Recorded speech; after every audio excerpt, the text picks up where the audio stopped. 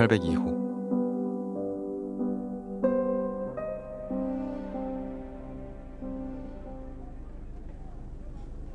사거리를 앞두고 신호에 걸려 차를 멈췄다. 나는 허공을 올려다봤다. 하늘에는 달의 어슴푸레한 흔적만 보였다. 별은 보이지 않았다. 차창 밖으로 늦은 퇴근길을 재촉하는 차량과 손님을 찾기 위해 방황하는 택시, 그리고 버스를 타고 집으로 향하는 사람들이 보였다. 저 건너편에는 번화가의 불빛이 비춰온다. 거리에는 아직 남은 밤을 보내는 사람들이 분주히 움직이고 있었다. 그들의 머리 위로 높이 솟은 빌딩 창문 중 몇몇은 아직 불이 꺼지지 않았다. 모두가 모두의 스트레스를 끌어안고 살아가고 있다. 그게 어떤 크기인지 나는 상상할 수 없었다. 내가 그들의 스트레스를 표피만 알고 있는 것처럼 그들도 나의 고통을 이해하긴 어려울 것이다. 신호가 바뀌었다. 나는 사건 현장으로 향했다.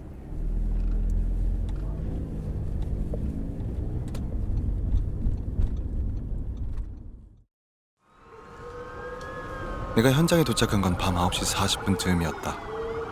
현장은 작은 아파트와 빌라, 오피스텔이 빼곡한 주거단지에 있었다. 그러고 보니 오는 동안 초등학교, 중학교 건물을 지나치기도 했다. 목적지 근처에 도착하니 시끄러운 소음이 들렸다. 나는 길가에 차를 세우고 현장 앞으로 걸어갔다. 작은 아파트 앞은 난장판이 되어 있었다. 기자들은 낌새만 보이면 당장 건물 안으로 쳐들어갈 듯 진을 쳤고, 그들을 막는 경관들의 표정은 피로와 짜증으로 일그러져 있었다. 그 광경을 보며 웅성거리는 주민들도 보였다. 인파를 뚫으려고 애를 쓰는 나를 순경 하나가 발견했다. 그의 안내를 받아서야 공동현관 앞으로 올 수 있었다. 등 뒤에서 기자들의 외침이 들렸지만 무시했다. 공동현관은 도어록으로 되어 있었다. 현관 앞에 순경이 안쪽으로 무전을 보냈다. 내 모습을 이미 확인했는지 건물 안 복도에 있던 경관 하나가 문을 열려고 다가왔다. 나는 잠시 멈추라고 손짓을 했다. 안의 경관은 의아한 눈길로 나를 바라봤다. 나는 현장의 모든 광경을 정확하게 파악하고 머릿속에 담아두고 싶었다. 공동현관 우측 벽에는 로비폰이 달려있었다. 바로 옆에는 우편함이 있었다. 201, 202, 301, 302, 1001, 1002. 건물 좌측에는 주차 타워가 있었다. 타워의 높이는 이 아파트와 비슷했다. 넓이를 보니 한 호당 한 대 정도의 차량만 주차할 수 있을 것 같았다. 나는 현관 안을 바라보며 고개를 끄덕였다. 현관이 열렸다. 등 뒤의 기자들이 더욱 거세게 외쳐댔다. 나는 무시하고 건물 안으로 들어왔다. 7m 남짓한 복도다. 왼쪽에는 지하와 위층으로 향하는 계단이 있었고, 은색 난간에는 애들이나 타는 자전거가 자물쇠로 메어져 있었다. 복도의 끝에 엘리베이터가 보였다. 엘리베이터의 버튼을 누르며 나는 복도 담당 경관에게 1층에 대해 물었다. 예? 1층은 아무도 안 사는 거냐고 물었습니다. 예, 임 경사님. 1층은 상가 건물입니다. 입주한 회사가 하나 있고요. 출입구는 아예 다른 것입니다. 이 현관과 연결되어 있지는 않습니다. 그 사무실 입구 쪽이 여기 주민들이 이용하는 분리수거장입니다. 차 한 대 정도 될 만한 공간이 있는데 거긴 이 사무실 전용으로 쓰는 것 같습니다. 그렇군요. 총 18가구? 예, 그렇습니다. 벨소리가 짧게 울렸다. 1층입니다. 난 녹음된 멘트가 엘리베이터 안쪽에서 들려왔다. 엘리베이터의 문이 열렸다. 802호입니다. 나는 고맙다고 말하고 8층 버튼을 눌렀다. 닫히는 문 사이로 그의 창백한 얼굴이 보였다. 현장을 본 것일지도 모른다. 만약 현장을 봤다면 그는 앞으로 며칠간 악몽에 시달릴 것이다. 엘리베이터 안에는 주민들의 의견과 낙서를 적는 노트가 있었다. 나는 품 안에서 손수건을 꺼내 그 기록들을 살펴봤다. 추석을 잘 보내라는 이야기, 이사를 왔다는 이야기, 환영한다는 이야기. 훈훈한 글 사이에는 사람 사는 곳답게 갈등도 있었다. 분리수거, 실내 흡연 등에 대한 불만의 목소리가 있었다. 층간소음에 대한 주의도 적혀 있었다. 엘리베이터 천장에는 CCTV가 달려 있었다. CCTV에는 유용한 정보가 기록되어 있을까? 다시 벨소리가 울렸다. 문이 열렸다. 여기저기 폴리스 라인이 쳐져 있었다. 정면에 위층과 아래층으로 향하는 계단이 보였다. 계단에는 과학수사대가 증거를 채취하고 있었다. 801호와 802호는 5m가 채 안 되는 복도를 사이에 두고 현관을 마주하고 있었다. 복도 위에는 30대로 보이는 남녀가 남자 형사 하나를 붙잡고 질문 세례를 던지고 있었다. 아마 801호에 사는 주민일 것이다. 대체 무슨 일이에요? 진짜 살인 사건이에요? 설마 그 사건은 아니죠? 아닙니다. 이거 아직 확실한 건 없고요. 나는 S는 그의 어깨를 다독여주고 802호 안으로 들어갔다. 현장 안에서 온갖 소리들이 부딪히듯 들려왔다. 수사를 지휘하는 소리, 누군가를 부르는 소리, 사진을 찍는 소리. 소리는 신경 쓸 새가 없었다. 도무지 익숙해질 수 없는 냄새가 내 코를 자극했기 때문이다. 나는 장갑과 마스크를 끼고 현장의 중심부로 향했다. 피비린내는 마스크로도 막을 수 없었다. 밝은 나무 무늬의 장판 위를 붉은 피가 물들이고 있었다. 피웅덩이의 한가운데 한 남성의 시신이 등을 보인 채 쓰러져 있었다. 남성의 키는 180쯤 되는 것 같다. 언뜻 보기에 피는 시신의 후두부에서 흘러나온 것 같다. 시신의 왼발 옆에 피 묻은 망치 하나가 덩그러니 떨어져 있었다.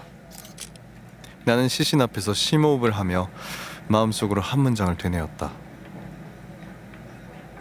누군가는 모든 행위와 모든 은밀한 일을 선악간에 심판하시리라. 내가 신참되었을 것이다. 강력사건 앞에서 침착함을 유지하는 자신만의 노하우라며 선배가 내게 가르쳐준 방법이었다. 그는 참혹한 사건을 마주할 때마다 성경의 글귀를 속으로 떠올린다고 했다. 원래 이 문장의 주어는 하나님이었다. 이 방법은 내게 별 소용이 없었다. 매번 마주하는 현장과 범죄자들은 내게 당혹감만 줬다. 현장과 현장이 이어지고 경험이 쌓여가며 하나님은 누군가로 변했다. 요즘엔 그저 현장 분석 전에 하는 의미 없는 습관이 되었다. 나는 현장을 둘러봤다. 집은 큰 방 하나, 작은 방 2개, 좁은 거실과 부엌이 오밀조밀하게 배열되어 있었다. 화장실은 거실 쪽과 큰 방 쪽에 하나씩 있었다. 작은 방은 현관 바로 왼편이었다. 그 안에는 여성스러운 침대, 고급스러운 조명과 화장대가 있었다. 한껏 꾸민 방이었지만 사람이 사는 곳으로 느껴지지 않았다. 생활의 흔적이 없었기 때문이다. 개인적인 물품을 담을 수납장이 이 방에는 없었다. 마치 모텔 같았다. 보통의 경우라면 모텔은 하루 묵고 떠나는 장소다. 그렇게 수납장이 필요하지 않다. 다른 작은 방은 바로 옆에 붙어 있었다. 여긴 옷방이자 서재였다. 오른쪽 벽 행거에는 남성복들만 가득했다. 값이 꽤 나가 보이는 가죽 자켓, 코트, 정장 위로 먼지가 조금씩 내려앉아 있었다. 왼편에는 커다란 책장이 있었다. 5단짜리 책장 안에는 여러 종류의 책들이 꽂혀 있었다. IT 계열의 서적부터 동서양의 고전문학, 철학서적까지 모두가 가지런히 정리되어 있었다. 작은 방을 나오면 바로 냉장고가 보이고 시신이 누워있는 거실이 보인다. 거실 왼쪽으론 주방이, 오른쪽으론 큰 방이 있다. 큰 방 안에는 형사 2명이 어두운 얼굴로 이야기를 나누고 있었다. 그들은 이번 범죄가 연쇄살인 사건의 연장선상에 있다고 생각하는 듯했다. 필시 그놈의 짓일 것이라고 형사들은 수군댔다. 방 안으로 들어서는 나를 보더니 그들은 내게 인사했다. 나는 목례를 하고 방 안을 살펴봤다. 문 바로 옆에는 책상과 책장이 놓여 있고 맞은편에는 침대가 있었다. 책장 안에 책들이 눈길을 끌었다. 추리소설이나 범죄학에 관련된 책들이 있었다. 추리소설 마니아였을까? 나는 방을 나왔다. 거실에는 시신을 조사하던 과학수사관이 도구를 정리하고 있었다. 나는 그에게 물었다. 어떤가요? 글쎄요. 부검을 해봐야 자세히 알 수 있겠지만 흉기는 일단 저 망치인 것 같습니다. 후두부를 노렸어요. 다만 다만? 좀 여러 번 내려친 것 같습니다. 흔적을 보니. 그렇군요. 그렇다면 우리가 쫓던 범인의 소행일 가능성이 높다. 수법이 유사하다. 그러나 타겟이 다르다. 그것 외에도 왠지 모를 이질감이 느껴졌다. 도대체 왜지? 생각에 빠져 있을 때 과학수사관이 나를 불렀다. 저게 네? 조금 이상한 게 있어서요. 이상하다고요? 네, 혈흔의 위치가 좀 그 전과는 확연히 다릅니다. 위치가요? 저기 냉장고 보이시죠? 작은 방들 옆에 있는. 네. 피 자국은 사실 거기서부터 시작됐습니다. 시약 검사를 통해서 보면요. 범인이 닦아낸 것처럼 보이지만 의아했다. 왜 현관 바로 앞이 아닐까? 범인은 왜 피를 닦아냈을까? 현관문이 열리고 현선이 들어왔다. 그녀는 크게 과장된 목소리로 내게 인사했다. 윤성! 맞네? 나는 시신을 바라보며 무뚝뚝하게 답했다. 일 처리하느라 잠시 밖에 나갔다 왔어. 어떻게 좀 보이는 건 있어? 아직은 살펴봐야지. 현선은 나와 프로파일러 동기였다. 경찰청 행동과학팀에 함께 있다. 그녀는 분석이나 면담보다 실제 범인을 잡겠다며 강력히 형사가 되었다. 그러다 몇 년 전 어떤 사건을 함께 해결한 적이 있었다. 그 후 현선은 심각한 범죄가 생기면 나를 끊임없이 불러냈다. 한 번은 그녀에게 물은 적이 있었다. 왜 자꾸 내 파견을 요청하는지. 그녀는 이렇게 답했었다. 가장 확실한 사람이니까. 나는 반문했었다. 나보다 더 확실한 선배, 후배들이 많이 있다고. 현선은 그럴 때마다 말했었다. 다른 사람도 그렇긴 하겠지만 그 사람들이 내가 가장 편하게 말할 수 있는 프로파일러는 아니잖아. 그게 무슨 말이냐고 되물으면 언제나 그녀는 어물쩍 넘어갔다. 그럼 지금까지의 인상은? 역시 그놈 짓인가? 나는 고개를 가로저었다. 모르겠어. 왜? 후두부를 가격한 둔기, 살인수법 이걸로만 보면 딱 맞는 것 같은데. 일단 타깃이 다르잖아. 그놈은 혼자 사는 60대 이상의 노년층을 노렸지. 설마 진화한 걸까? 모르겠네. 그리고 나도 방금 들어서 한 건데 나는 냉장고 앞을 가리켰다. 혈흔은 저기서부터 시작됐대. 범인은 그 흔적을 지웠고 이전과는 너무 달라. 그러네. 최근엔 보통 희생자를 초전부터 내려치고 거실로 끌고 와서 끝을 냈으니까. 끝을 낸다라는 말이 내 안을 떠다녔다. 수법이 좀 많이 다르네. 마치 기습 같아. 그전 사건들도 기습이라면 기습이겠지만 이것과는 달랐어. 이번엔 피해자가 빈틈을 보일 때까지 기다렸지. 내 말에 현선은 잠시 고민에 잠겼다. 범위가 너무 넓어. 타깃 연령대를 옮겨서 디테일한 계획이 변경됐을 수도 있지. 아니면 과실을 위해, 만족을 위해 난이도를 높였을 수도 있고. 그게 아니면 집을 오인한 단순한 실수일지도 몰라. 현선은 여러 경우의 수를 늘어놨다. 나는 현선이 말하지 않은 한 가지를 덧붙였다. 다른 놈일 수도 있지. 모방범? 그럴 리는 없어. 언론의 살해 방법은 세워나간 적이 없으니까. 그건 알지. 차라리 범인이 진화했다거나 퇴화했다고 믿고 싶네. 모방범이라니. 현선은 상상도 하기 싫다는 듯 고개를 절레절레 저었다.